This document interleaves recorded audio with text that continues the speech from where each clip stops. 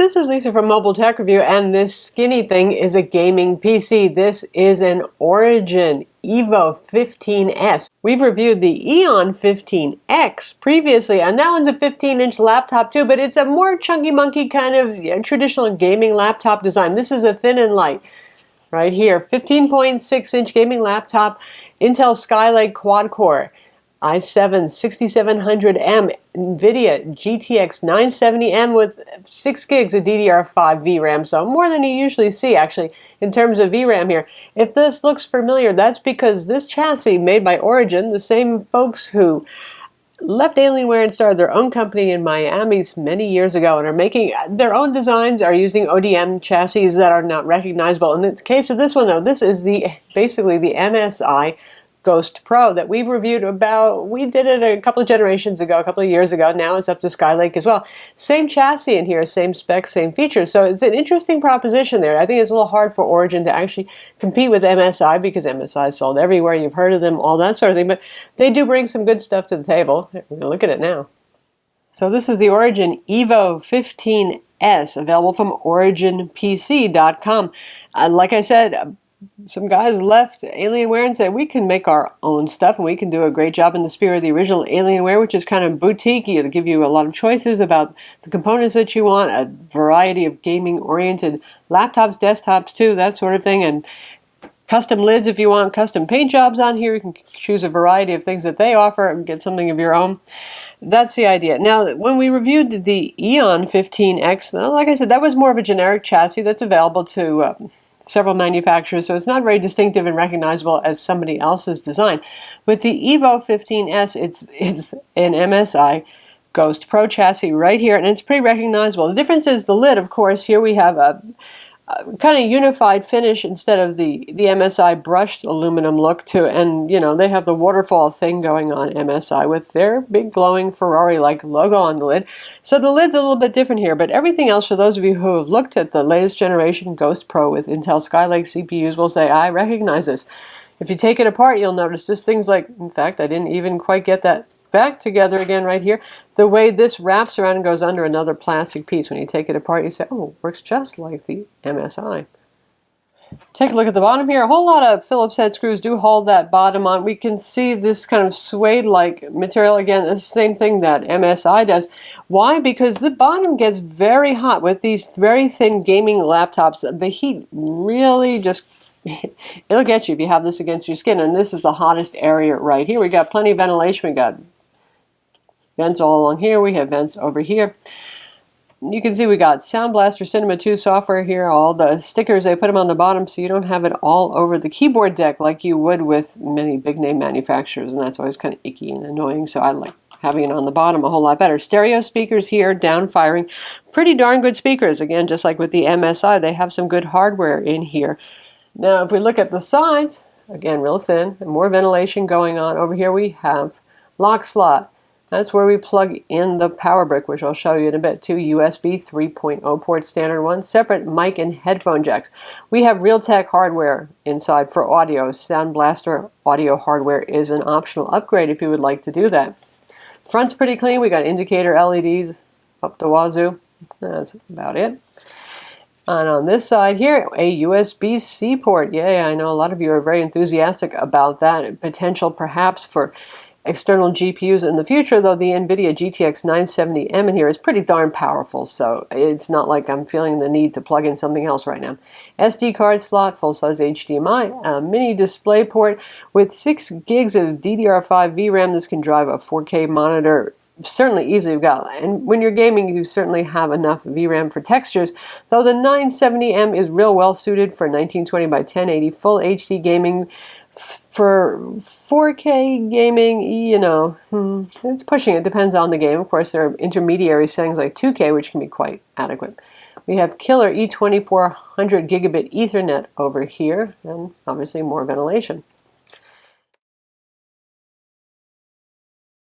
And when we open it up, we're going to see the same backlit keyboard that you would find on the MSI, and this has a SteelSeries engine on it too, just like the MSI, so you can program it. You can program the key mapping, you can set the colors. This is a default, a little hard to see in the bright lights, but multicolor zone lighting. There you go. You can see the reds over there, the blues over here, and the purples in the middle. I like this keyboard a lot.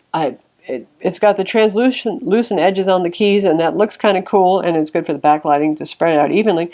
But beyond that, it just has very nice, crisp, tactile feel. If you're going to be using this for productivity too, which most likely you will, if you're looking for a thin and light 4.2-pound gaming quad-core machine, if you just wanted to game, you'd probably just get a big old desk monster, right? So you're going to be carrying this around probably to work.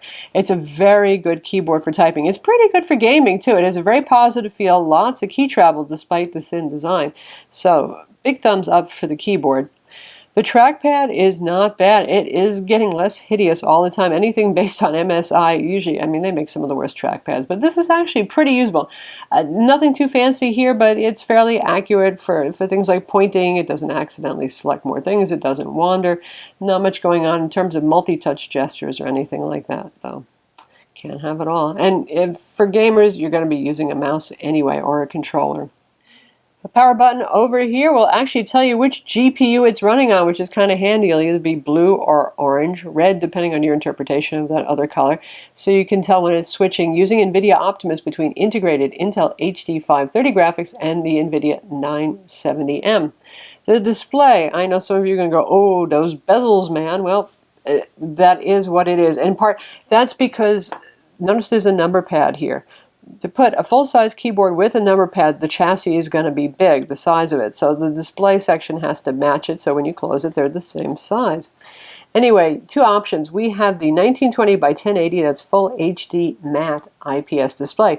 There is a 4K glossy option as well. And the funny thing about that, that costs $103 more. So not much money, not a round number either, but it won't cost you much to upgrade. For those of you who are also going to be using this for Photoshop work, video editing, anything where the higher resolution is really going to be helpful, you probably want to consider that. If you're buying this primarily for gaming on the road and otherwise your life is comprised of MS Office and the web, the 1080p is perfectly fine. And being matte, it's nice. It really doesn't glare very much. As you see, I move it around. Given the bright studio lights, that's not very much reflection there. 71% of Adobe RGB and 91% of sRGB. So we like to see 99% of sRGB and 75% of Adobe RGB. 4 points, we're not going to complain too much. It's a pretty nice looking display. The black levels are quite good on this at 0.21. That is very good, and that's at max brightness. Often you see as high as 0.44. So the lower the number, the better. It means the blacker the blacks are. It's a pleasant enough display. Games do look nice on it, so do videos. Brightness is just okay. It measured 220 nits according to our Spider 4 Pro colorimeter. So the matte coating helps mitigate some of that problem, even though, again, we're in bright studio lights here. You can still see it because there's not any reflection going on, but, you know, it's not super duper bright for those of you who are going to be using this outdoors or at Starbucks right next to the window. Again, this runs on Intel Skylake 6th generation CPUs. There is only one CPU option, but it's a nice one, the Core i7-6700HQ. So 4 cores, 45 watt, and again, Intel HD 530 integrated graphics. It will switch between them, so it's not always going to run NVIDIA and chew up your battery power. And of course, you can use the NVIDIA control panel to specify if you want a program to run with a particular graphics processor. Battery life, not so good. Not a very large battery inside of here. Not like there's a whole lot of room for one because the motherboard, the graphics, and the cooling take up quite a bit of space inside. So battery life, just like the Ghost Pro, not real good. Not talking gaming, you're just using this for productivity on the web. You're looking at about 2.5 hours. Ow. Now the other challenge besides battery life when you're talking about this thin chassis is cooling, and it does get pretty hot when you're gaming. Now, right now, the fan is running. It's not really doing much of anything, is it? And the fan, it will always be on. It's not loud. It's not screaming, anything like that. When you play games, I had an MSI GS60 Ghost Pro for a year, and I used it a lot for gaming, and I really enjoyed it. But I'll tell you one thing, you do listen to it. It is just roaring when you're playing games with this. And Skylake has helped, certainly, with temperatures, the CPU temperatures.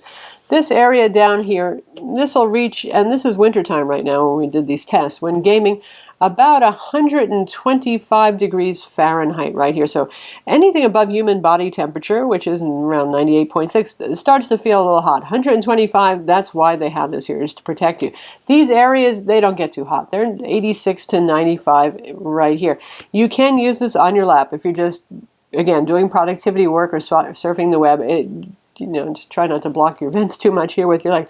It doesn't get too hot. At least it depends again on your climate and the time of year. We're in Dallas, which is pretty toasty, and in the wintertime, not a problem on the lap. In the summer, it can get you a little sweaty, I'll tell you.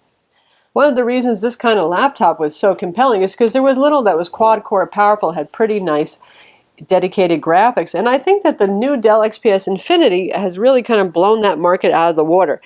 And here it is on top, so you get the idea. Now, the Dell does not have a number pad, so it gets to have a smaller footprint. It doesn't need to be as wide that way, but the Dell XPS 15 has quad-core CPU options, and in fact, only quad-core for the most part, and all but the lowest model had the NVIDIA GTX 960M. Now, there's a big jump in performance going to the 970M, but I think for a lot of gamers, they just want something thin and portable and moderately powerful for gaming on the road, and the Dell can actually do it. So it's really pushing in on the territory of the Origin EVO 15S and the MSI Ghost Pro as well.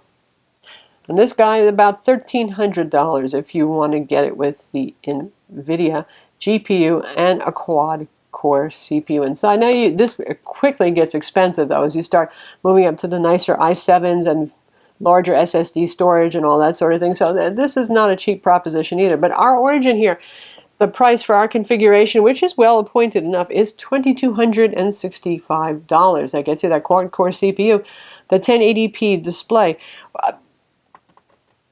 You do get a 1 terabyte 7200 RPM hard drive. Now, you also get that with the MSI Ghost Pro equivalent, but you get a 256 gig PCIe NVMe SSD in this, whereas with the Ghost, which is $1,700, you get 128 gig. 16 gigs of RAM, that's DDR4. There are 2 RAM slots inside. But the RAM in this design is just not really accessible. Now, I'll give you a cut-in of the internals so you can see, but take this cover off. You have access to the battery. You have the wireless card that's socketed, and the hard drive is very easy to access. But the motherboard essentially is put in, shall we say, upside down. Usually the components are facing towards the bottom so you can get to them. In this case, they're facing toward the keyboard, and the keyboard is not removable. So you can't, get in from the top side like you could with some ThinkPads. So you're going to have to actually remove the motherboard, which is a fairly sizable unit. It's not impossible to do, but you have to be pretty comfortable with electronics if you want to do things like upgrade your SSD or your RAM. So getting it well configured to start with, as you do with the Origin PC version, there's something to be said for it. So how about performance? It's really very good, folks. Particularly the NVIDIA card benchmarks about as well as we've seen the 970M benchmark in a laptop. For PC Mark Home, we had to run conventional instead of accelerated. On some laptops, accelerated just keeps hanging. We've got 3369. That's a fine number. W prime, that sees really CPU speed, how fast it can compute pi, 11.75 seconds. That's good. Geekbench 3, again, another CPU score, single core, 3762, multi-core, 13,388, very good. Unigine Heaven 4, and we run this at 1080p high setting, no tessellation, no AA, 70.2 frames per second, excellent.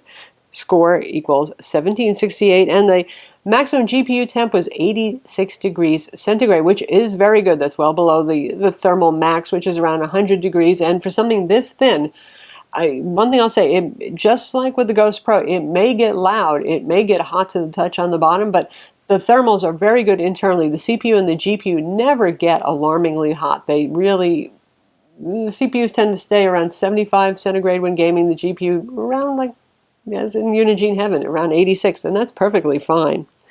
For 3D Mark 11, for the performance score, 8944. For the extreme test, 2981. 3D Mark CloudGate, you can see the score right up here, 19,725. And for 3D Mark Firestrike, 6670. So very good scores. It is a very good fast performer. So how does that translate into gaming capability? We're going to test out The Witcher 3, which is notoriously a pretty demanding game. And here's the settings we're using. We've got most things turned on. We have detail level at ultra. Obviously we're running full screen right here, and a couple of settings more on ultra, only one on low. So this is the GeForce recommended settings right there, and we're going to run it at 1920 by 1080 resolution. Again, shadow quality you can see is medium, terrain quality is high, texture quality is high. So a pretty aggressive set of settings. So let's see how The Witcher 3 does. So those are some pretty aggressive settings, and it's raining right now, as you can see, in full HD setting. And the frame rate's very good. Up here we have fraps running, so you can see in real time how it's doing. And upper 40s to low 50s on very aggressive settings. So yeah, it's powerful enough, certainly, to play today's most demanding games nicely. That's perfectly fine frame rate for The Witcher 3.